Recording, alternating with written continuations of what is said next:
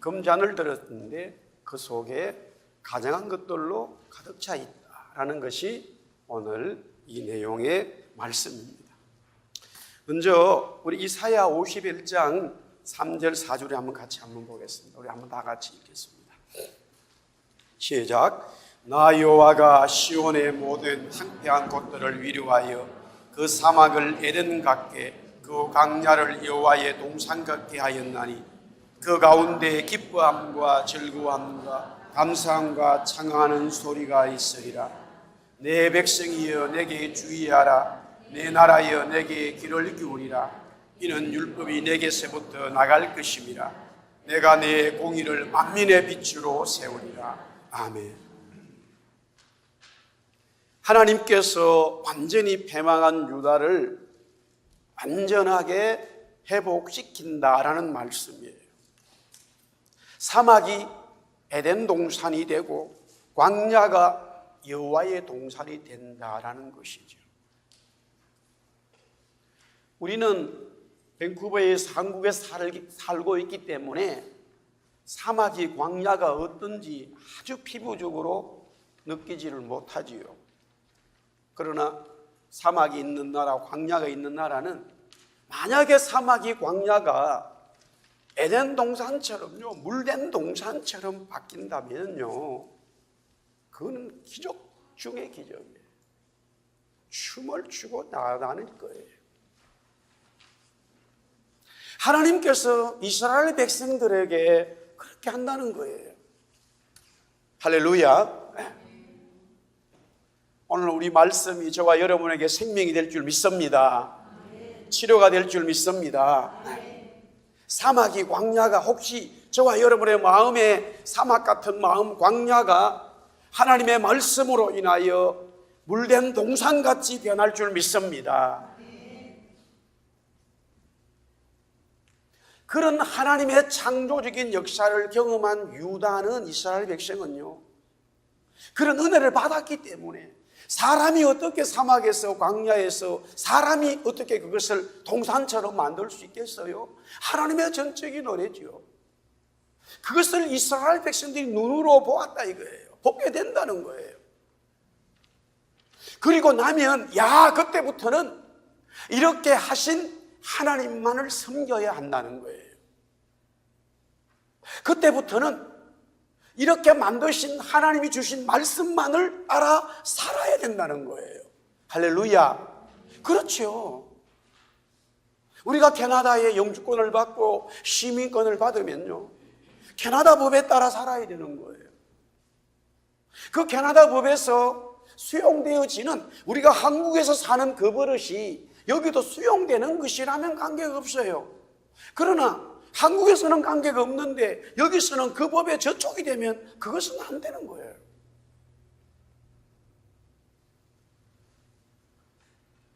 하나님께서 이스라엘에게, 아니 저와 여러분에게 사막 같은 광야 같은 삶을 에덴 동산 같은 물된 동산으로 은혜를 주셨다면 우리는 그때부터 그 하나님을 바라보고 살아야 되는 거예요.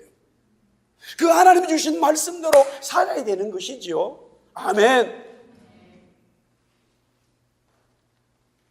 그런데 사막이 사막으로 광야가 광야로 그대로 있다면 하나님께서 말씀하신 대로 살라고 하나님은 요구하지 않았다는 사실이에요. 이건 말씀은 잘 들으셔야 됩니다. 만약에 그런 경우라면 정말로 광야가 광야로 남아있어요. 사막이 사막으로 남아있어요.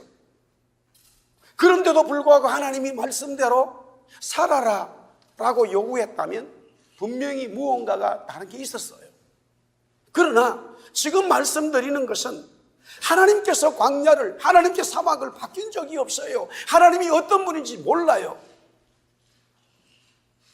그런 사람들에게, 그런 영혼에게 하나님은 이렇게 살아라 말씀하시질 않아요. 하셔도 그것은 효력이 없어요.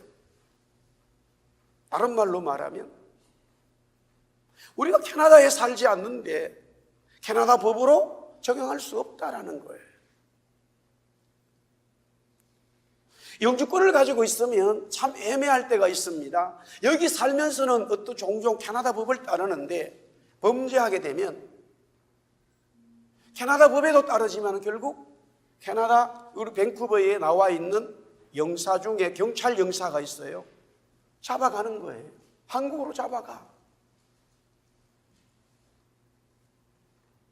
내가 어디에 소속되어 있느냐를 따라서 중요한 법이 적용되는 것이죠.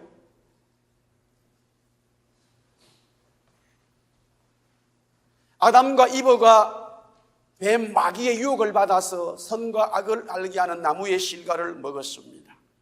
아담은 하나님의 말씀대로 살지 못한 죄를 범하고 말았지요. 그런데 하나님은 이 문제를 어떻게 처리해 나가셨느냐면요, 하나님의 공의의 심판을 그들에게 집행하시기 전에 하나님의 은혜를 먼저 주셨습니다. 지금 그들은 에덴 동산이라고 하는 정말로 살기 좋은 곳에 살았습니다. 범죄함으로 에덴 동산의 은혜를 잃어버렸다는 거예요. 잘 들으셔야 됩니다. 그들이 범죄함으로써 에덴 동산에서 누리는 그 은혜를 잃어버린 거예요. 그런데 하나님은 에덴 동산 그들을 쫓아냈지만은 영적으로는 다시 그들을 에덴 동산에 살도록 회복시킨다는 것이에요. 그게 뭐냐? 아담과 하나님은 계약을 맺었어요. 그런데 그 죄에 대해서 먼저 뱀에게 말하면서 아담과 이브가 듣도록, 그 옆에서 듣도록 하나님의 복음을, 은혜를 얘기하는 거예요. 여자의 후손이 내 머리를 상하게 할 것이다 라고 하는 최초의 복음, 최초의 언약, 최초의 구원의 메시지를 그들이 듣도록 이야기하는 거예요. 그리고 난 다음에 생명나무의 실과를 먹지 못하게 하고 그들을 에덴 동산에서 쫓아내시고, 또 그들이 입고 있었던 무화과나무 대신에 직접 짐승을 잡아서 의의 옷으로 그들의 구원의 정표를 주셨습니다. 애굽의 노예로 살고 있었던 이스라엘 백성들에게 하나님은 엄청난 은혜를 주셨습니다. 그들의 삶이 광야요 사막이었는데 하나님의 동산 에덴 동산의 회복을 주셨습니다. 이런 하나님의 전적인 은혜로 이스라엘은 애굽을 나올 수가 있었죠.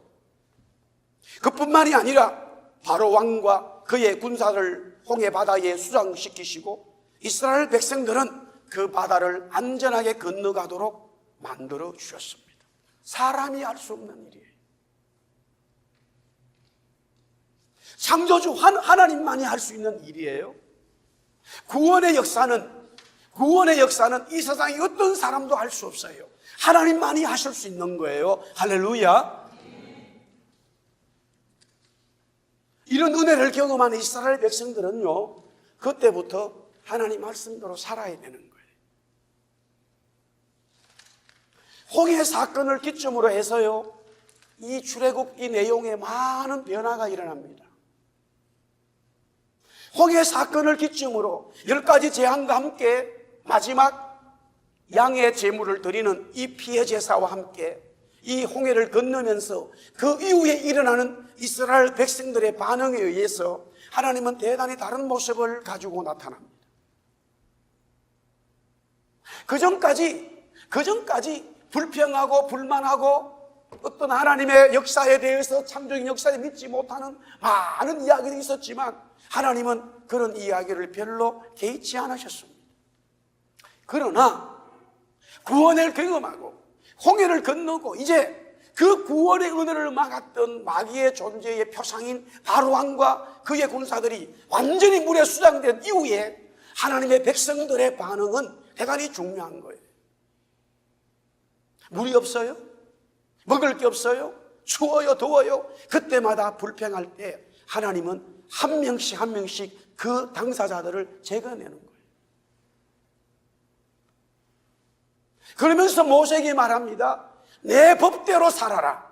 내 법대로 살아야 된다. 너희들은 나의 구원을 경험했기 때문에, 창조적인 역사를 경험했기 때문에 이제부터는 너희들은 내 법대로 살아라. 세상의 환경과 세상의 어떤 것들을 보지 말고 창조주 하나님이 내가 하는 그 법대로 살아라 하고 모세에게 이스라엘 백성에 주신 말씀을 주셨습니다.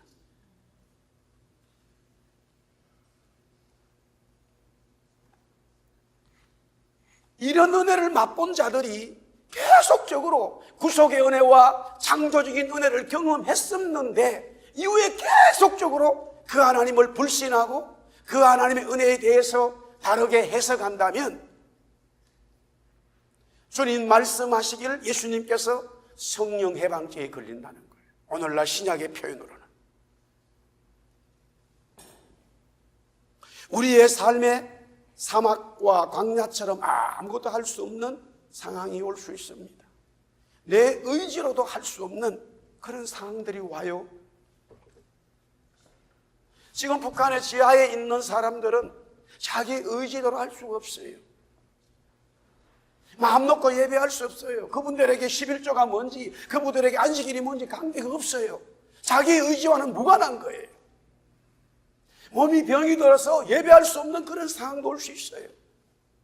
병석에 누워있는 사람은요, 나는 언제 일어나서 하나님 앞에 나가 교회에서 찬송하고 예배하고 예물 드릴 수 있을까? 그게 그 사람들의 소원이에요. 한국에서는 또 경험 못하지만은 우리가 이 땅에서는 비자 문제로 인해 가지고 내 마음대로 할 수 없는, 꼼짝할 수 없는 그런 상황도 얼마든지 있을 수 있어요.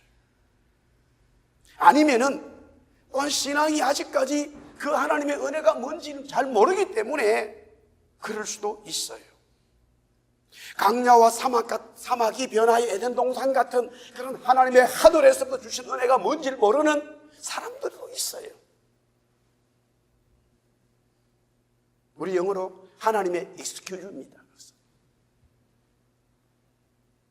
그러나 하나님의 은혜를 경험하고 이제부터는 내가 좀 힘들어도, 이제부터는 내가 좀 비방을 당해도, 혹시 손해보고, 아니면 이제는 내가 모든 것이 어느 정도 내가 할 수 있는 그런 상황이 되어진 이후에는 하나님의 말씀대로 살아야 한다는 거예요. 제가 지금 이렇게 말씀드리는 것 좀 막연한 것 같지만요, 목회를 하면서 아주 현실적으로 많이 느끼고 있어요. 점점 시간이 지날수록 옛날 어른들이 하신, 목사님들이 하신 말씀이 이제는 뭔가 하는 것을 좀 알아요. 왜 그 어른들이 그런 말씀을 하셨을까? 왜 신앙 좋은 사람들이 그렇게 살았을까 하는 게 뭔가 이제 조금 알 것 같아요. 예를 들어서 경제적으로 너무 어려워가지고요, 정말로 세 끼 밥은 고사하고 한 끼 밥도 내가 마음대로 먹을 수 있는 그런 은혜가 있으면 하나님께서 내 광야의 삶에 이 은혜 주시면 얼마나 좋을까?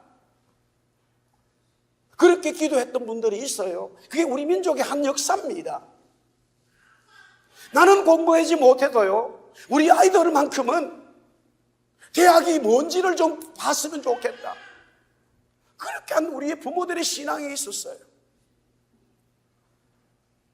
또 신앙을 떠났어요. 그렇게 공부를 했는데 부모로부터 받아서 서울에 가가지고 대학을 나오고 직장을 가지고 생활이 좋은데 엄마 아빠를 부끄럽게 여기고요, 엄마 아빠에 대한 마음이 별로 없어요. 지금은 그런 이야기가 어느 정도인지 모르지만 우리 시골에서는 종종 그런 얘기가 있었어요. 영적도 마찬가지라는 이야기죠. 영적도 마찬가지라는 거예요. 제가 왜 이런 말씀을 드리느냐, 음녀가 어디서 출발했냐 이거예요. 하늘에서 뚝 떨어진 거 아니에요. 땅에서 솟아온 거 아니에요. 음녀는 바로 하나님의 은혜를 알았던 자가 하나님의 은혜를 저버리는 순간부터 음녀로 변해간다는 사실이에요. 이세벨이라고 하는 여자를 두아디라 교회에 얘기합니다. 왜 하나님은, 요한에게 주님은 이세벨을 이야기를 꺼냈겠어요? 우리가 열왕기상을 보면서 엘리야의 사건을 통해서 아합이 가장 악한 왕이었구나 이렇게 얘기하지만요, 실상은 하나님께서 가장 아합 왕에게 복을 주셨어요. 그래서 정치적으로나 군사적으로나 외교적으로나 모든 물질적으로 이스라엘에 부흥이 있었어요. 그런데 그 아합은 그런 하나님의 은혜를 경험하면서도요, 이세벨과 결혼하면서 가장 하나님을 대적하는 악랄한 왕으로 모습이 바뀌어가요.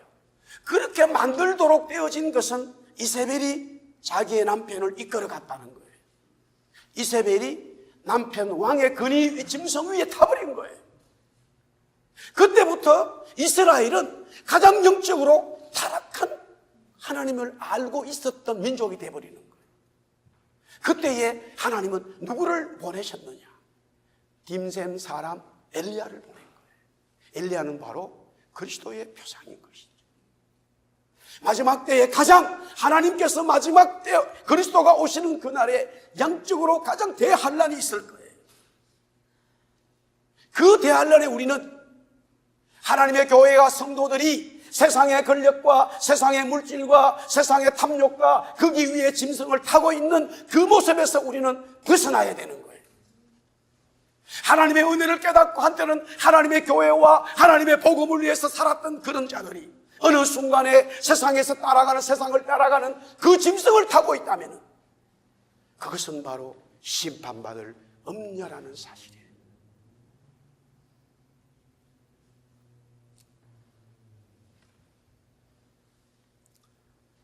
오늘도 몇 가지만 더 정리를 한번 해보겠습니다.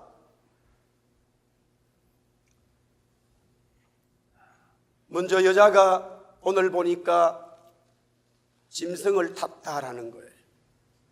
우리 8절 말씀 같이 보겠습니다. 8절 우리 한번 성경 볼까요? 다 같이 시작. 네가 본 짐승은 전에 있었다가 지금은 없으나 장차 무저갱이로부터 올라와서 멸망으로 들어갈 자니 땅에 사는 자들로서 창세 이후로 그 이름이 생명책에 기록되지 못한 자들이 이전에 있었다가 지금은 없으나 장차 나올 짐승을 보고 놀랍게 여기리라. 여자가 지금 짐승을 탔습니다. 의미가 뭐냐 이거지요? 그 첫 번째는 마귀의 하수인이라는 거예요. 왜냐하면 그 짐승이 무저갱이로부터 왔어요. 이 무저갱은 이미 우리 앞서서 보았지요. 바로 마귀가 있는 곳이에요. 마귀가 있는 곳에서부터 나온 것이 짐승인데 그 짐승을 타버렸기 때문에 여자의 정체라고 하는 것은 짐승을 탄 의미는 바로 영적으로 보면 마귀의 하수인 거예요. 왜 요한이 놀랍고 놀라우고 했느냐? 짐승이 마귀의 하수인인 것을 이미 알고 있었어요. 그것은 세상의 권력이고 그것은 세상의 힘이기 때문에 여러분들 민주주의든 공산주의든 사회주의든 세상의 어떤 권력자들도요 낮은 사람들을 위해서 있지 않다는 걸 여러분들 알고 계셔야 돼요. 좀 심한 표현을 하는 척 하는 거예요. 단지 그것이 어느 정도까지냐는 문제지요. 본질이 아니에요. 이 세상의 마귀로부터 나오는 모든 것은 교만과 자기중심적이지만 그리스도만이 우리를 섬겨주는 분이라고 성경은 분명히 말씀하고 있어요. 예수님이 이 땅에 오신 것은 섬김을 받으러 온 것이 아니라 섬기려고 했다는 거예요. 할렐루야. 세상 마귀는요, 마귀가 왜 죄를 주는지 압니까? 자기 섬기라고 한 거예요. 자기가 하나님보다 낫다고 하는 거예요. 왜 우리가 마귀 하수인이 되는지 아세요? 내 자아가 살아나기 시작하고 내가 존경받아야 되고 내가 인정받아야 되는 순간부터 마귀는 나를 다스리는 거예요. 주님은, 성령은 항상 낮은 자리에 가게 돼 있어요. 할렐루야. 영적인 마귀의 모습인 거예요. 계속해서 14절에 보니까 어린 양과 더불어 싸우고 진실한 성도들과 싸웠다. 왜 이 여자가, 짐승을 타고 있는 여자가 싸우냐 이 말이에요. 그뿐만이 아니죠. 오늘 여기 보니까 이 여자는 성도들의 피에 취해 있다는 거예요.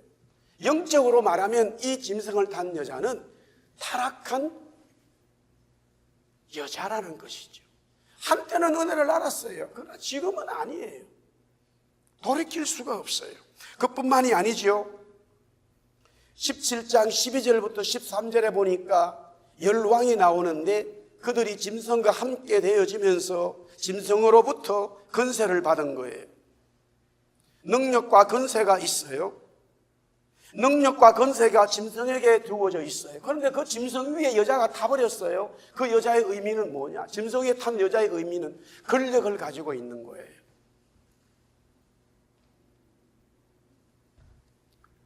제가 2주 전에 이 말씀을 전하고 나니까 어떤 분이 그래요. 목사님 혹시 천주교입니까? 이렇게 물어요. 그것은 한 부분이에요.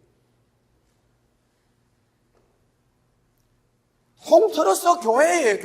교회인데 통틀어서 교회인데 성도인데 타락한 교회를 말하는 거예요. 타락의 맛을 이미 들어가는 교회를 말하는 거예요. 교회에서 목사의 직분이 있어요. 또 장로의 직분도 있고 집사의 직분도 있고 뭐 권사의 직분도 있고 여러 가지 직분들이 있죠. 이미 그것을 통해서 내 속에 권력이 돌아버리면 이미 타락한 거예요. 음녀가 돼가는 거예요. 얼마나 많은 교회들이 이런 직분 때문에, 직분의 권력 때문에, 힘 때문에 망하는지를 몰라요. 한 종교의 집단을 얘기하는 게 아니에요. 총체적으로 그리스도의 은혜를 알았는데 그 그리스도 은혜를 통해서 하나님 앞에 겸손한 자가 되어가야 하는데 그 은혜를 통해서 나의 힘이 되기를 바라는 거예요. 내가 주장하는 것이 반드시 돼야 된다는 거예요. 그것은 권력을 가지고 있는 한 모습인 짐승을 타고 있는 음료로 변해가고 있는 거예요. 사랑하는 성도 여러분, 우리는 구원받은 하나님의 백성으로서 진실된 자가 되어서요 어린 양의 호린잔치에 참여하는 저와 여러분이 되기를 주님의 이름으로 축복합니다. 사람마다 성격이 있잖아, 그죠?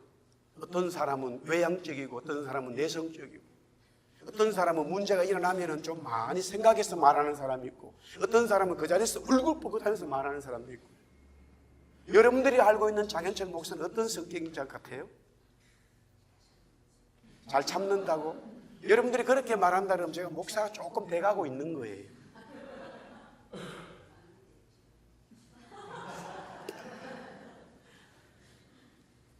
학교 다닐 때 장현철이는 그런 장현철이 아니었어요.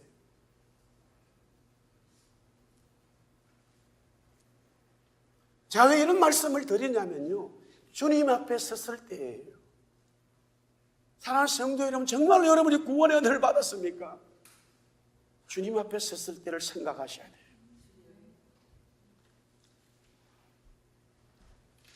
주님이 사랑하는 종아, 사랑하는 성도야, 너가 끝까지 내 말씀대로 살아왔구나. 의의 면류관, 생명의 면류관. 그것이 이제 19장, 20장, 21장부터 나오는 거예요. 할렐루야.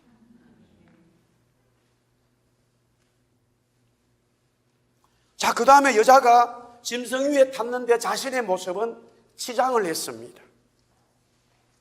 금과 보화로 진주로 화려한 치장을 하는 거죠. 오늘 4절에 나와 있습니다.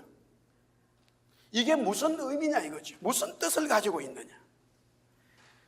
18장 말씀은요, 이제 18장 말씀은 그 바벨론이 망하는 것을 얘기하고 있어요. 짐승과 음녀는 분명히 달랐는데 다른데 한 덩어리로 되어져 있고 이제 그것이 어떻게 되는가를 아주 상세히 설명을 하고 있는데 17장 마지막에는 조금 설명을 합니다만 먼저 이 여자가 치장을 했어요.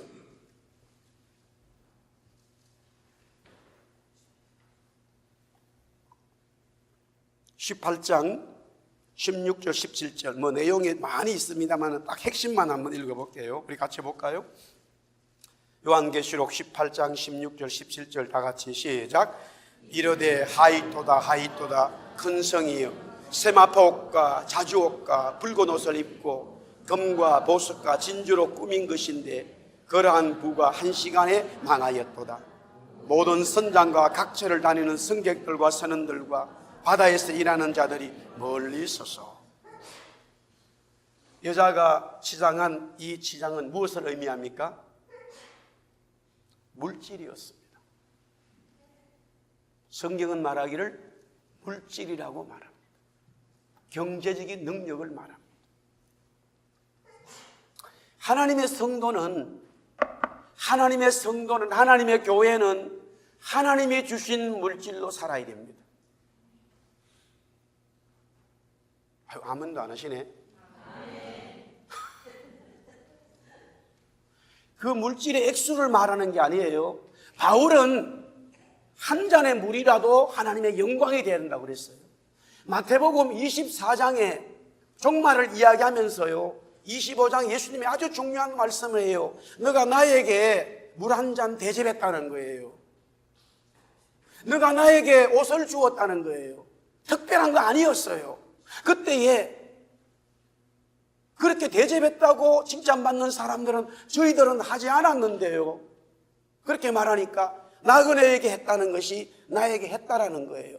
그런데 그 뒤에 나오는 이야기 보면 똑같은 사람이 나와요. 자기들도 했다는 거예요. 그런데 주님은 너희들은 나한테 하지 않았다는 거예요.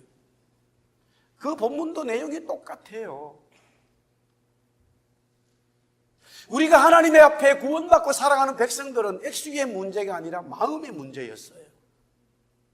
그 물질이 나의 것이 아니라 하나님의 것으로 고백돼야 되는 거예요. 할렐루야. 요한계시록 12장에 그 여자는 해와 달과 별로 막 보석으로, 거기도 진주로 막 꾸며져 있어요. 똑같아요. 똑같은 여자예요. 똑같은 물질이었다는 거예요. 그런데 12장에 나오는 여자는 하나님 앞에 인정받는 여자가 되어 있고요, 여기에 나오는 17장의 여자는 가정한 것이라는 거예요. 차이가 뭘까요? 물질의 관념이 주님에게 있다라는 거예요. 하나님께서 어떤 사람에게 많은 물질을 주셔가지고요, 그 사람이 누리는 거 하나님 말씀하지 않으셨어요. 하나님께서 어떤 사람에게 엄청난 물질을 주시잖아요. 그지그지 살아라, 그렇게 말씀하지 않으셨어요. 누리는 거 괜찮아요. 문제는 뭐냐면은 그 물질의 액수의 문제가 아니라 그 물질을 주신 이가 하나님이시고 그 물질의 중심이 하나님이시다 하는 그 신앙의 핵심이 있어야 하나님의 것으로 인정되는 거예요. 할렐루야.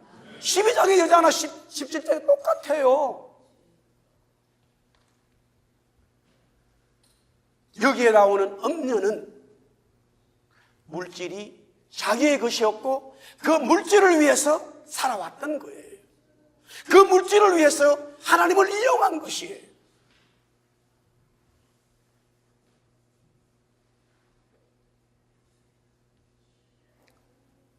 그렇다면은 오늘 성경에 이 여자를 자꾸만 음녀라고 말합니다.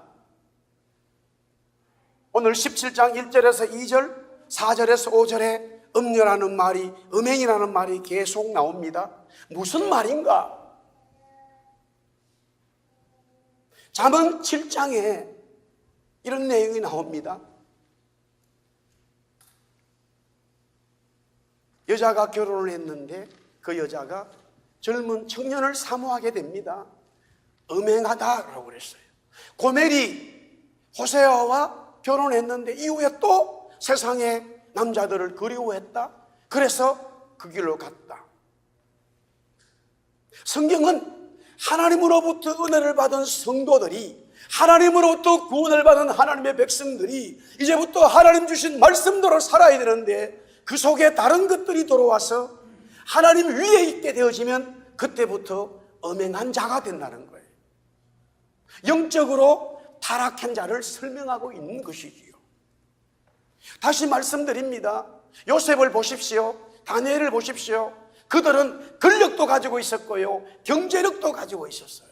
그러나 성경은 말하기를 요셉은 하나님의 꿈을 꾸는 자라고 말하고 있고요, 다니엘은 하나님의 예언자라고 말하고 있어요. 정치가라고 설명하지 않아요. 그러나 아무리 보세요, 성경을. 그들은 총리였고 정치가였어요.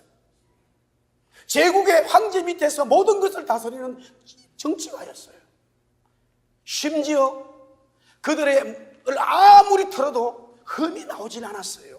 그럴 수밖에 없지요. 정말로 하나님을 중심 두고 물질과 권력과 모든 것들이 하나님 중심으로 살아가는 요셉과 다니엘에게는 그럴 만한 이유가 없지요.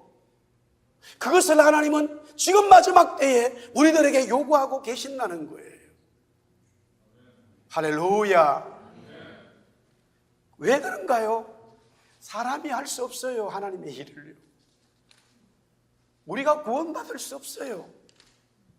하나님이 우리에게 그 구원을 값없이 주신 거예요. 하나님의 그 아들 그리스도를 통해서 저와 여러분을 그렇게 하나님의 자녀 삼아주셨기 때문에 당당하게 하나님께서는 너희들은 이제 나만 사랑하고 내 말만 들으라고 말씀할 수 있는 거예요. 할렐루야. 그 순수한 신앙이 저와 여러분 우리 교회 속에 불타듯이 일어나기를 예수님의 이름으로 축복합니다. 그러면 이 음료는 어떻게 될까요?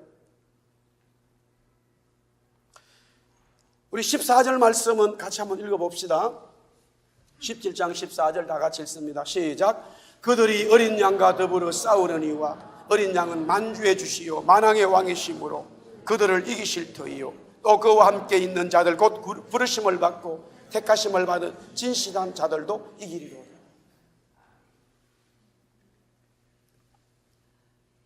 주님에게 전쟁을 선포했다가 지는 거예요.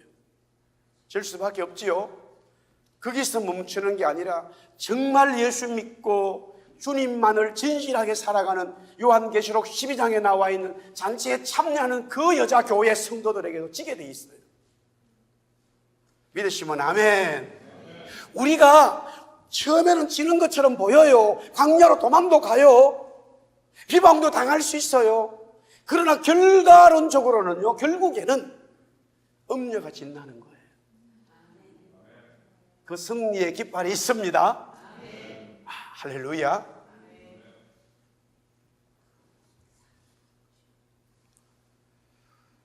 그뿐만이 아니라 너무너무 재미있는 얘기가 또 나옵니다.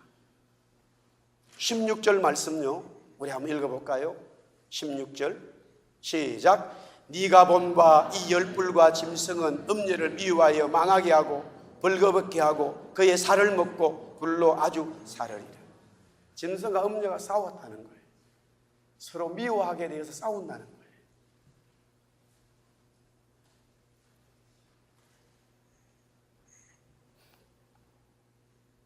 마귀는 자기를 우리 하나님의 백성들을 계속적으로 하나님의 구속의 은혜로 가지 못하게 하고 유혹을 해서 어떤 방법으로든지, 예를 들어 여기서 나오는 큰 힘은 두 가지인데 하나는 정치적인 힘으로 권력이에요. 하나는 경제적인 힘으로 신앙의 종교성을, 신앙심을 빼버리는 거예요.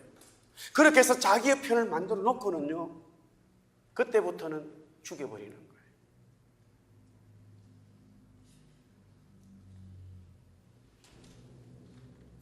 이게 영적인 이야기예요. 이게 요한이 본 이야기예요.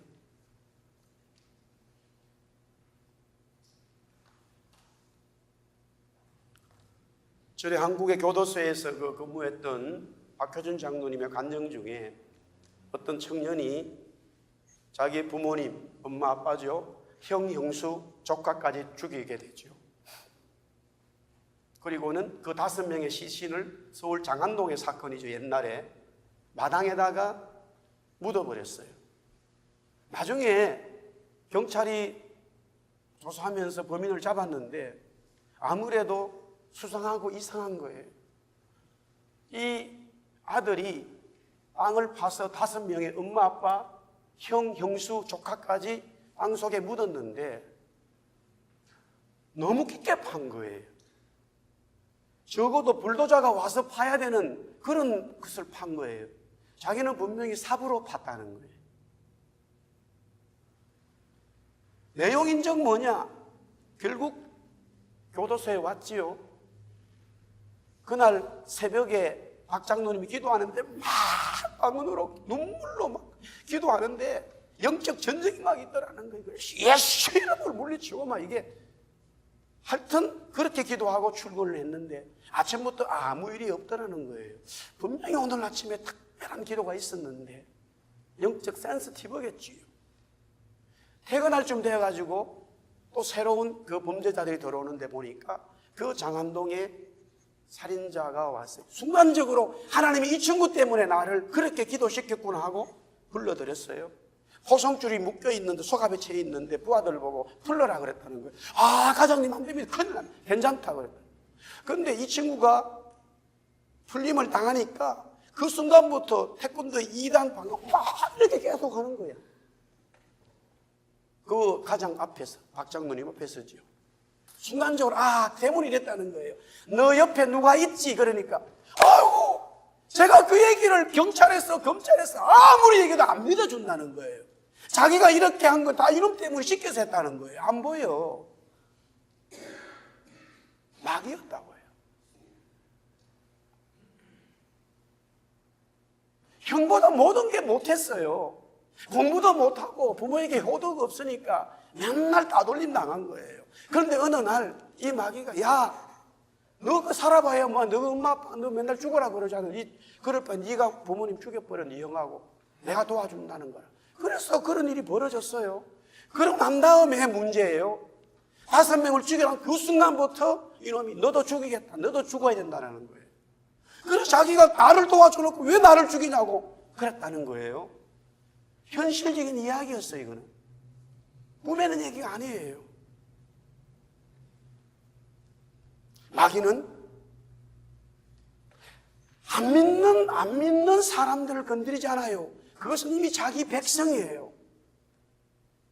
아무 힘을 발휘할 이유가 없어요.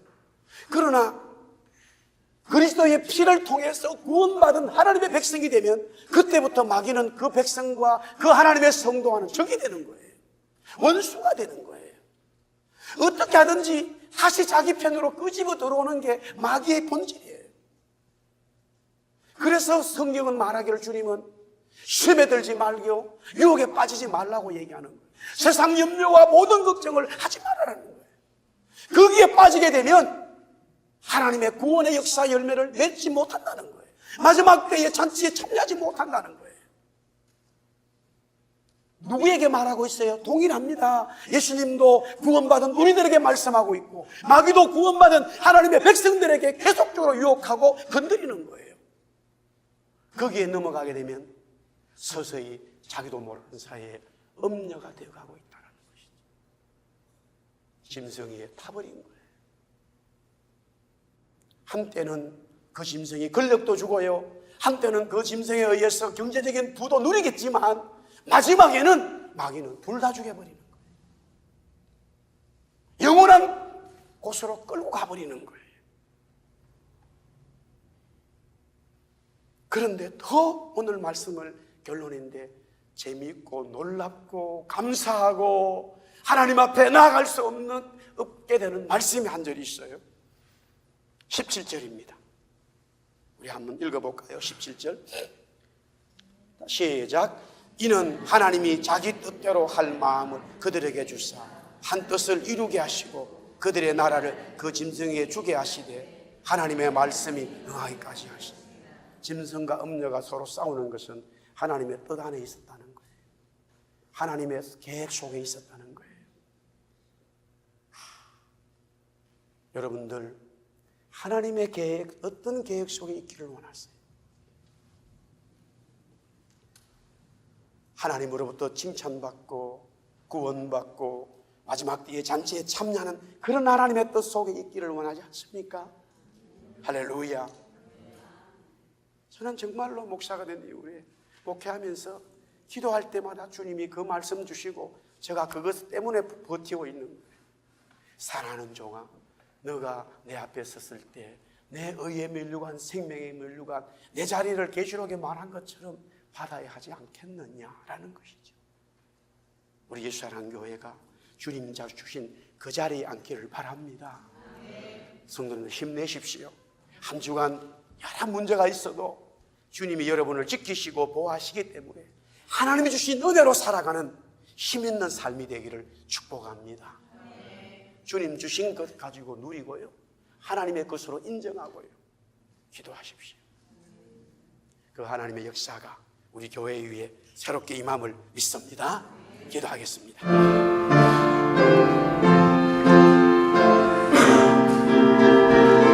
나 이제 나